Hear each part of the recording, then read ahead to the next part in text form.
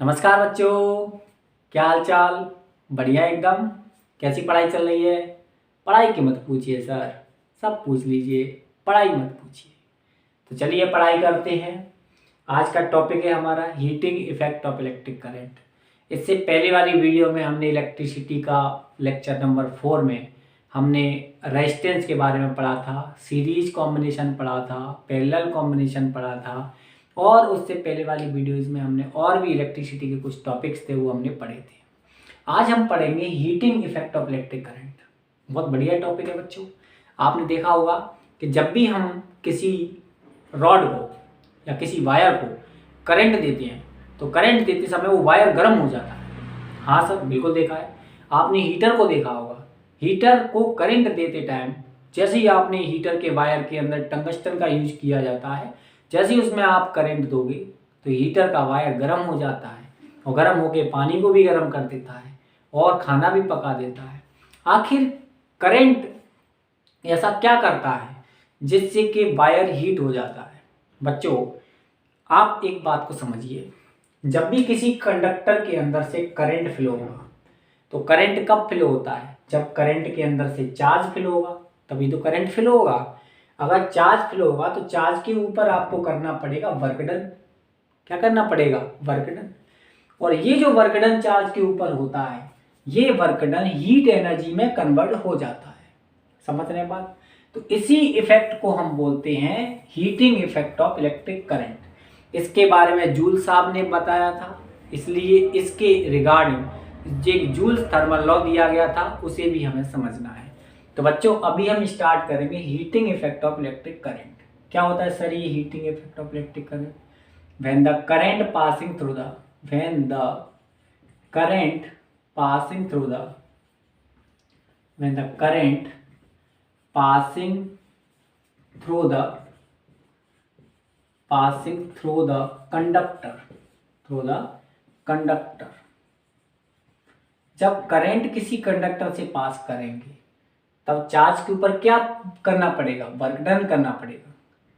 It required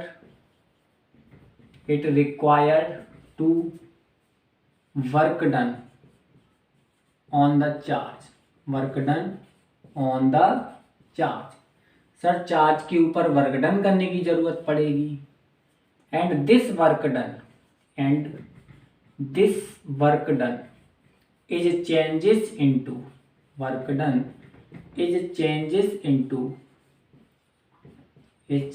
into heat produce होता है। And this effect of electric current is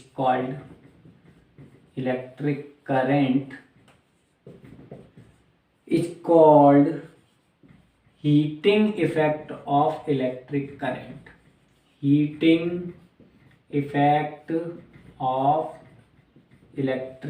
current. Okay sir, ये बात हमारी समझ में आ गई।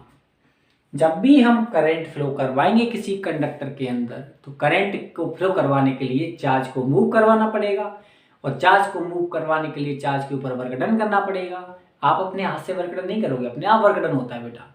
पोटेंशियल डिफरेंस वर्क डन होता है। पोटेंशियल डिफरेंस दोगे तो वर्क डन अपने आप चार्ज पे होगा। चार्ज का वर्क डन होगा तो चार्ज मूव करेगा, और चार्ज मूव करेगा तो जो वर्क डन होता है वो हीट एनर्जी में डेवलप हो जाता है, हीट एनर्जी में कन्वर्ट हो जाता है। और इसी फिनोमेना को बोलते हैं heating effect of electric current. Okay बच्चों, समझ में आ गई बात? क्लियर है सर? क्लियर है। This effect of electric current is called heating effect of electric current. अब बच्चों हमें निकालना है हीट कितनी डेवलप हुई, कितनी प्रोड्यूस हुई। मान लो कोई वायर है, इस वायर के अंदर से आई करंट जा रहा है, इस वायर का रेजिस्टेंस आर है, इसको पोटेंशियल डिफरेंस भी दिया गया, तब बताइए इसमें हीट कितना प्रोड्यूस हुआ। तो बच्चों, हीट निकालने के लिए आपको निकालना पड़ेगा कि चार्ज पर कितना वर्क डन किया। आपको पता है पोटेंशियल डिफरेंस बराबर होता है वर्क डन अपॉन चार्ज। बच्चों, अगर वर्क डन निकाल लोगे तो क्या उतना ही हीट निकलेगा। अगर आप हीट निकालना चाहते हैं, हीट प्रोड्यूस्ड निकालना चाहते हैं, कितना हीट प्रोड्यूस हुआ, तो उसके लिए क्या निकालना पड़ेगा प्यारे बच्चों? आपको निकालना पड़ेगा work done on the charge. कितना आपने चार्ज पे वर्क डन किया, इसको निकाल दो और आपको क्या निकल जाएगा, क्या निकल जाएगा, हीट निकल जाएगा। ओके सर, वर्क डन निकालने के लिए v का q से इंटू करना पड़ेगा, हीट निकालने के लिए वर्क डन निकालना पड़ेगा, और वर्क डन निकालने के लिए v का q से इंटू करना पड़ेगा। तो ये हीट का एक फॉर्मूला आ गया बच्चों हीट के और भी फॉर्मूले होते हैं। आप जानते हो v की जगह हम क्या रख सकते हैं, RI रख सकते हैं ओम्स लॉ से, ओम्स लॉ से RI रख सकते हैं। और q की जगह क्या रख सकते हैं बच्चों, आपको पता होगा करंट का फॉर्मूला होता था Q/T, तो Q की जगह रख सकते हैं I/T। तो एक फॉर्मूला ये है और एक V का फॉर्मूला ये है। इन दोनों फॉर्मूले को जब आप इसमें पुट करोगे तो फॉर्मूला कुछ ऐसा बनेगा, H = V की जगह रखोगे RI, रखो बच्चों रखो, V की जगह रखा आपने R/I और Q की जगह रखोगे I/T। तो फॉर्मूला आ गया I²RT। This is basic formula of heat. ये हीट का फॉर्मूला जूल साहब ने दिया था, इसलिए हम इसको जूल्स लॉ बोलते हैं, जूल्स थर्मल लॉ। समझ गए बच्चों। तो ये फॉर्मूला हीट का हो सकता है, ये फॉर्मूला हीट का हो सकता है, और भी कई फॉर्मूले हो सकते हैं बच्चों हीट के। जरा देखते हैं कौन कौन से। बच्चों आई की जगह, इस वाले फॉर्मूले में आई की जगह हम क्या रख सकते हैं, V/R रख सकते हैं। आई की जगह V/R रख सकते हैं ओम्स लॉ से। तो रखो H = V/R का होल स्क्वायर हो जाएगा I × R/T। बच्चों V²/R² × R/T, एक R से एक R कैंसिल हो जाएगा। तो हीट का एक फॉर्मूला और आ गया V²/R/T। This is the basic formula of heat. Heat के कितने भी फॉर्मूले बन सकते हैं सर, कितने भी बन सकते हैं, आप जितने बनाना चाहो उतने फॉर्मूले बन सकते हैं। तो this phenomena is called heating effect of electric current. बच्चों डायरेक्ट कभी कभी क्वेश्चन पूछ लिया जाता है एग्जाम में कि हीट का फॉर्मूला इनमें से कौन सा है कौन सा नहीं है। तो हीट के फॉर्मूले के हिसाब से आई का फॉर्मूला भी कई बन सकते हैं। जरा देखो, अगर हीट के फॉर्म में आई का फॉर्मूला निकालना चाहें तो कैसे निकालेंगे बच्चों, जरा देखो सर। H बराबर होता है I²RT, आई का फॉर्मूला निकालना है तो H/RT = I², स्क्वायर इधर जाके रूट आ जाएगा तो रूट में H/RT, ये आई का फॉर्मूला हो गया। ऐसे कैसे भी फॉर्मूलों के साथ हम खेल सकते हैं। जितने भी फॉर्मूलेज हैं इन फॉर्मूलाज को ऊपर नीचे करके कैसे भी आपको घुमा के चीज़ें पूछी जा सकती हैं। क्लियर है बच्चों, चीज़ें समझ में आ गई तो इसको नोट डाउन कर लीजिए, नोट डाउन कर लीजिए, लिख लीजिए। ये अभी हमने पढ़ा heating effect of electric current. Clear है, हमने ये देखा कि जब किसी कंडक्टर के अंदर से करंट पास करेंगे तो चार्ज पर वर्क डन करना पड़ेगा और ये जो वर्क डन होगा वो हीट में कन्वर्ट हो जाएगा और इसी इफेक्ट को हम बोलते हैं heating effect of electric current. Heating effect of electric current निकालने के लिए, हीट प्रोड्यूस निकालने के लिए आपको फॉर्मूला लगाना पड़ सकता है। वर्क डन निकालना ही हीट निकालना है, सिंपल सी बात ये है। तो VQ ये फॉर्मूला हो सकता है, ये फॉर्मूला हो सकता है, ये फॉर्मूला हो सकता है, और बेटा और भी इसके फॉर्मूले हो सकते हैं। क्लियर है, ओके सर, आगे बात समझ में। नेक्स्ट टॉपिक पावर पढ़ेंगे। इलेक्ट्रिक पावर क्या होता है वो पढ़ने से पहले हीट का एक प्यारा सा छोटा सा न्यूमेरिकल क्वेश्चन करते हैं बच्चों, और आप खुद ट्राई कीजिएगा इस क्वेश्चन को। पहले आप ट्राई करना फिर हम ट्राई करेंगे।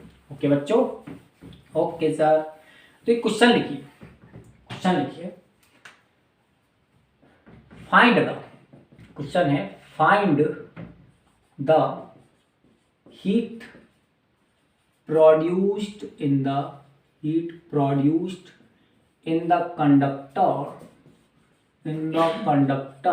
हीट निकालनी है कंडक्टर के अंदर, in which conductor of 5 ohm resistance, बेटा रेजिस्टेंस कितनी है 5 ohm, in which 0.2 या 2 ampere, in which 2 ampere current flows in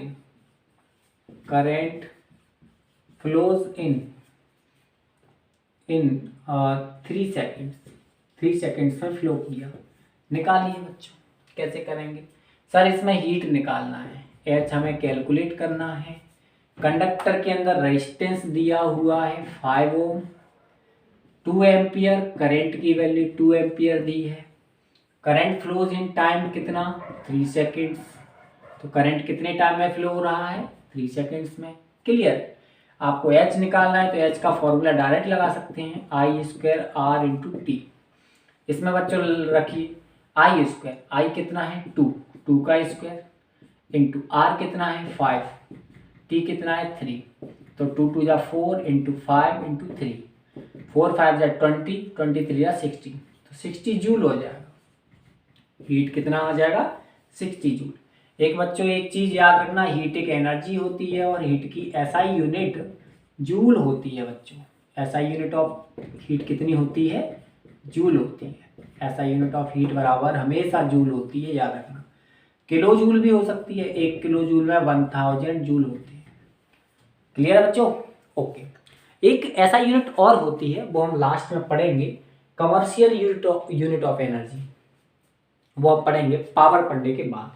तो नेक्स्ट टॉपिक हम पढ़ेंगे बच्चों, नेक्स्ट टॉपिक लिखिएगा इलेक्ट्रिक पावर। क्या पढ़ेंगे बच्चों, इलेक्ट्रिक पावर। नेक्स्ट टॉपिक लिखिए इलेक्ट्रिक पावर क्या है, what is the electric power. टॉपिक का नाम है electric power. Electric power, electric power क्या है, the energy consume, energy consumes by an electric equipments, electric equipments, कोई भी इलेक्ट्रिक इक्विपमेंट्स, बल्ब हो गया, कूलर हो गया, फ्रिज हो गया, by an electric equipments per unit time. बेटा पर यूनिट टाइम में इलेक्ट्रिक इक्विपमेंट्स ने कितना इलेक्ट्रिक एनर्जी कंज्यूम किया, उसको बोलते हैं power. Equipments per unit time is called electric power, is called electric power. Okay sir, समझ में आ गई बात। पावर का मतलब होता है, अगर मैं इलेक्ट्रिक पावर का फॉर्मूला लिखूं बच्चों, इलेक्ट्रिक पावर बराबर होगा इलेक्ट्रिक एनर्जी। बेटा इलेक्ट्रिक एनर्जी क्या वर्क डन के बराबर होती है, हाँ सर वर्क डन के बराबर। जितना वर्क डन होगा उतनी हीट एनर्जी होगी, उतना इलेक्ट्रिक एनर्जी होगी, एक ही बात है ना। Electric energy consume, electric energy consumes upon time, पर यूनिट टाइम में कितना एनर्जी कंज्यूम किया, उसको बोलते हैं इलेक्ट्रिक पावर। बच्चों इसकी एसआई यूनिट क्या होती है, पावर को पी से डिनोट करते हैं, एनर्जी को ई से डिनोट करते हैं, टाइम को टी से डिनोट करते हैं। ये इसका फॉर्मूला आ गया। अगर बच्चों एसआई यूनिट की बात करें, एसआई यूनिट ऑफ पावर, तो पावर की एसआई यूनिट होती है जूल पर सेकेंड, एसआई यूनिट होती है वॉट। क्या होती है, वॉट। पर बच्चों एक बात याद रखना, 1 वॉट का मतलब क्या है, डिफाइन 1 वॉट। क्वेश्चन आता है डिफाइन 1 वॉट, 1 वॉट का मतलब क्या है। तो 1 what is the power of N electric equipments in which 1 joule energy consumes in a second.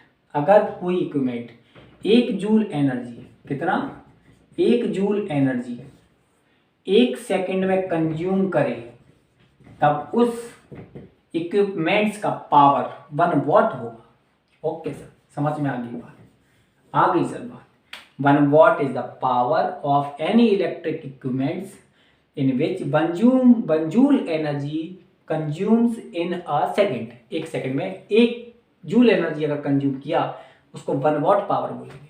Power का फॉर्मूला हो गया एनर्जी अपॉन टाइम, ऐसा ही यूनिट ऑफ पावर होता है वॉट, इसको याद रखना बच्चों। 1 किलो वॉट में 1000 वॉट होते हैं, ये भी याद रखिएगा। ओके सर, ओके सर, हो गया याद बच्चों। अगर मैं एनर्जी की यूनिट निकालना चाहूँ पावर के टर्म्स में, तो कैसे निकालूंगा।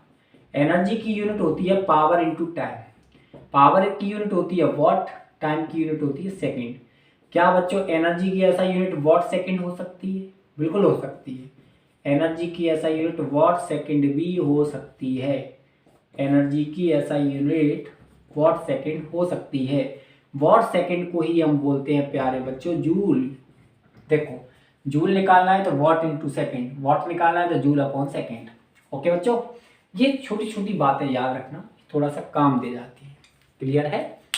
ओके, अभी हम एक यूनिट पढ़ेंगे, कमर्शियल यूनिट ऑफ एनर्जी, और वो पढ़ने के पहले हम एक न्यूमेरिकल क्वेश्चन करेंगे इलेक्ट्रिक पावर का।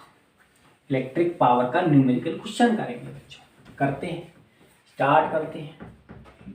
करिए, find the energy consumed by an electric bulb of 20 watt in 2 seconds। बच्चों 2 सेकेंड्स में 20 वॉट के बल्ब ने कितना एनर्जी कंज्यूम किया, इलेक्ट्रिक एनर्जी। तो सर कैसे निकालें इसको निकालने के लिए कुछ नहीं करना, इसमें पावर दिया हुआ है 20 वॉट। इलेक्ट्रिक बल्ब का पावर 20 वॉट है। टाइम कितना ले रहा है, 2 सेकेंड्स का टाइम ले रहा है। एनर्जी कंज्यूम निकालना है तो पावर बराबर एनर्जी अपॉन टाइम। तो एनर्जी बराबर पावर इंटू टाइम। पावर है 20 वॉट और टाइम है 2 सेकेंड। आंसर आ जाएगा 40 जूल। कितना एनर्जी कंज्यूम किया भाई प्यारे बच्चों, 40 जूल एनर्जी कंज्यूम किया। इस टाइप के क्वेश्चन हो सकते हैं।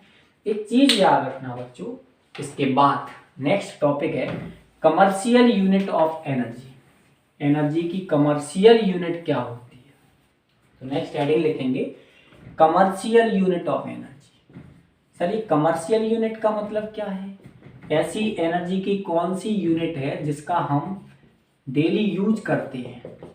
हमारे घरों में जो बिजली आती है, लाइट आती है, करंट जो आता है, वो करंट कमर्शियल यूनिट के फॉर्म में आता है। आपने देखा होगा, कोई पूछे आपसे कितना यूनिट बिजली का बिल आया, कितना यूनिट खर्च हुआ, तो यूनिट के फॉर्म में आता है। ये यूनिट क्या है इसको हम समझते हैं बच्चों। कमर्शियल यूनिट ऑफ एनर्जी या electric energy, commercial unit of electric energy हमेशा kWh होती है। क्या होती है? kWh। kWh को बोलते हैं किलोवाट आवर्स। किलोवाट आवर्स बोलते हैं। 1 किलोवाट आवर्स किसकी यूनिट है? एनर्जी की यूनिट है। इसको ऐसे भी समझिए, मान लीजिए पावर बराबर होता है एनर्जी अपॉन टाइम। एनर्जी की यूनिट निकालनी है तो पावर इंटू टाइम। पावर की यूनिट होती है वॉट, टाइम की यूनिट होती है सेकेंड। इसको तो बोलते थे जूल। क्या बोलते थे बच्चों? जूल। अगर इसी पावर की यूनिट किलोवाट हो जाए वॉट की जगह, और टाइम सेकेंड की जगह क्या हो जाए, आवर्स में हो जाए, तो 1 kWh ये भी एनर्जी की यूनिट हो सकती है, ये भी एनर्जी की यूनिट हो सकती है। ये एनर्जी की यूनिट जो है वो जूल ऐसा यूनिट है, और ये एनर्जी की यूनिट ये कमर्शियल यूनिट है। This is the commercial unit. इसी को हम यूनिट बोलते हैं, 1 यूनिट इसी को बोलते हैं। अब बच्चों एक बात याद रखना, 1 kWh में कितने जूल होते हैं, कन्वर्ट करके बताइए। 1 kWh में कितने जूल होते हैं? सर एक बार और समझाइए, ये क्या चल रहा है सर, हमारी तो कुछ समझ में नहीं आ रहा। समझाते हैं, 1 मिनट समझना बच्चों, समझो बेटा। पावर बराबर क्या होता है? Energy upon time. Okay sir, energy की यूनिट निकालनी है तो पावर इंटू टाइम कर दो। एनर्जी की यूनिट निकालनी है पावर इंटू टाइम। बच्चों पावर की यूनिट होती है वॉट। क्या होती है? वॉट। टाइम की यूनिट होती है सेकेंड। वॉट और सेकेंड इसी को हम क्या बोलते हैं? जूल बोलते हैं। और ये कैसी यूनिट है? एनर्जी की। ये एनर्जी की एसआई यूनिट है। कौन सी यूनिट है? SI unit. ओके सर, अगर मैं इस वॉट को किलोवाट में लिख दूं और टाइम को आवर्स में लिख दूं, तो ये जो यूनिट आएगी ये आएगी कमर्शियल यूनिट। कैसी यूनिट आएगी? Commercial unit.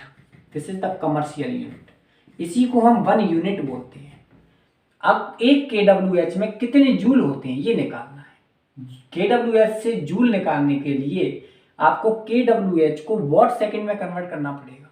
1 किलोवाट को वॉट में कन्वर्ट करना पड़ेगा, आवर्स को सेकंड में कन्वर्ट करना पड़ेगा। अगर किलोवाट वॉट में आ जाए और आवर सेकंड में आ जाए तो जूल बन जाएगा। तो निकालते हैं, 1 किलोवाट में 1000 वॉट होते हैं और अर्थ में 60 इंटू 60 सेकेंड्स होते हैं। इसको करते हैं 1 2 3 4 5, 5 जीरो आ जाएगा और 6 6 जा 36 आ जाएगा। बच्चों इसको लिख सकते हैं 1 2 3 4 5 6 के बाद पॉइंट 3.6 इंटू 10 की पावर 6, जितने के बाद पॉइंट आता है उतना पावर आ जाता है 10 के ऊपर। जूल होते हैं सर। 1 किलोवाट में, 1 किलोवाट अर्थ में कितने जूल होते हैं? 3.6 into 10 to the power 6 joule होते हैं। ये बात याद रखना, बहुत ही ज़्यादा इंपॉर्टेंट बात है, कभी कभी पूछी जाती है। क्लियर है बच्चों? एक न्यूमेरिकल क्वेश्चन करते हैं, एक न्यूमेरिकल क्वेश्चन करते हैं। इसको लिख लीजिएगा, ये मैंने इंपॉर्टेंट है। 1 नंबर में क्वेश्चन आता है कि what is the commercial unit of energy. तो एनर्जी की कमर्शियल यूनिट होती है kWh। एक क्वेश्चन है, an electric bulb of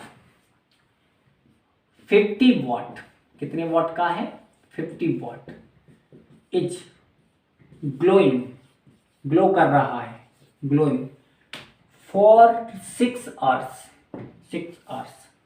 find the units, कितनी यूनिट बिजली का बिल आएगा? फाइंड द यूनिट्स निकालना है। प्यारे बच्चे, यूनिट्स का मतलब क्या होता है? kWh, कितने kWh, कितनी यूनिट्स बिजली का बिल आएगा ये निकालना है। 50 वाट का बल्ब 6 घंटे के लिए चला रहे हैं।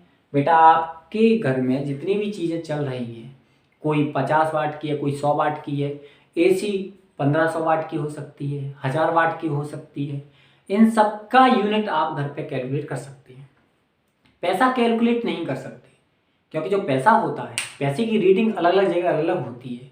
हो सकता है सरकार ने क्या तय किया है रीडिंग का रेट, वो चीज़ अलग है, लेकिन रीडिंग कितना आया, यूनिट्स कितना बिजली का बिल आया, ये आप खुद डिसाइड कर सकते हो। ओके बच्चों, ठीक है, डिसाइड करते हैं। तो kWh निकालना है हमें। तो वॉट, पावर कितना दिया है प्यारे बच्चे? 50 वॉट दिया हुआ है। ओके सर, कितने टाइम के लिए? 6 आवर्स के लिए। बच्चों हमें kWh निकालना है, तो ये तो आवर्स में दिया है, पर ये वॉट में दिया है, तो आपको इसको किलोवाट में चेंज करना पड़ेगा। किलोवाट में चेंज करने के लिए देखो, 1 किलोवाट में 1000 वॉट होते हैं, तो वॉट से किलोवाट जा रहे हैं तो 1000 का डिवाइड हो जाएगा। तो 50 में 1000 का डिवाइड कर देंगे, तो ये वॉट किस में चेंज हो जाएगा? किलोवाट में। एक जीरो से एक जीरो कैंसिल हो जाएगा, डिवाइड करेंगे तो 0.05 किलोवाट आएगा।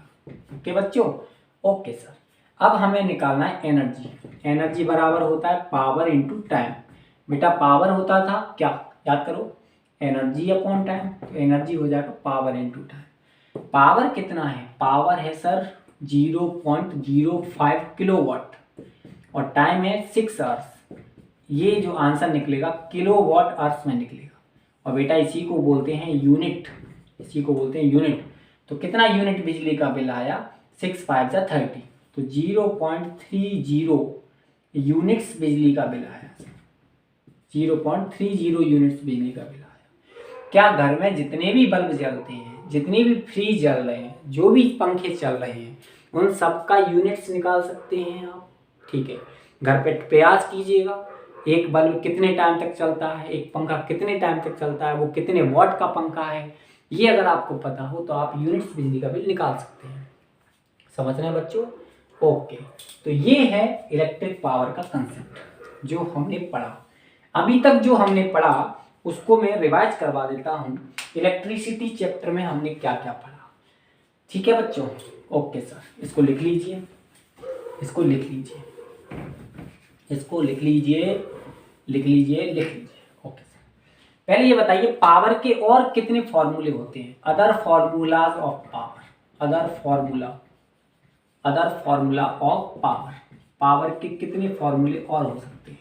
तो बेटा पावर था एनर्जी अपॉन टाइम। एनर्जी मतलब हीट एनर्जी भी हो सकती है। ओके सर, हीट के कितने फॉर्मूले थे? हीट का सर एक फॉर्मूला था V इंटू क्यू। हीट का एक फॉर्मूला था, V की जगह RIQ रख सकते हैं।